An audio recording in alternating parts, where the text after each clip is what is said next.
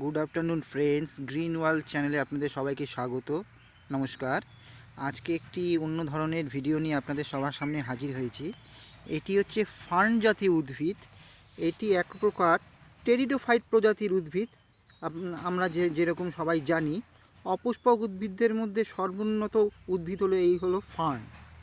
এদের দেহ মোটামুটি সপুষ্পক উদ্ভিদের মতো, মূল, কাণ্ড, পাতায় বিভক্ত। এদের ফুল কিন্তু হয় না।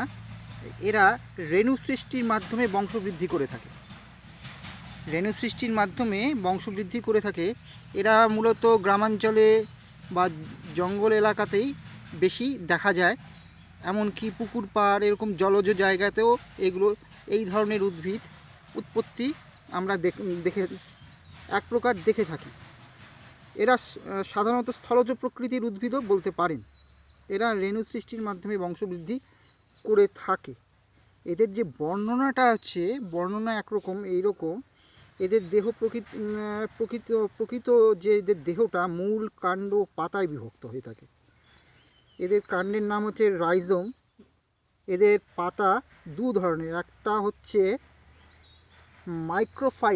মাইক্রোফাইলাস আর দু নম্বর হচ্ছে মেগাফাইলাস। এদের জাইলেম ও ফ্লোয়েমের দ্বারা গঠিত সংবহন কলা হচ্ছে এদের মধ্যে বর্তমান।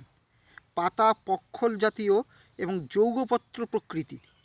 এইগুলো একটু লতানো জাতীয় উদ্ভিদ হয়ে থাকে। দেখতে পাচ্ছেন, এই হচ্ছে ফার্ন জাতীয় উদ্ভিদ, খুব চলতি, খুব সবাই জানে। এটা হচ্ছে ফার্ন জাতীয় উদ্ভিদ। দেখতে পাচ্ছেন, আমি সামনের থেকে দেখাচ্ছি। জঙ্গল জায়গায় হয়ে থাকে। আমি ভাবলাম এটা আপনাদের সাথে শেয়ার করা যায়, তাই আমি শেয়ার করলাম।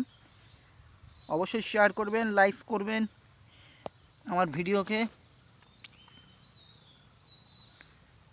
Thanks for watching.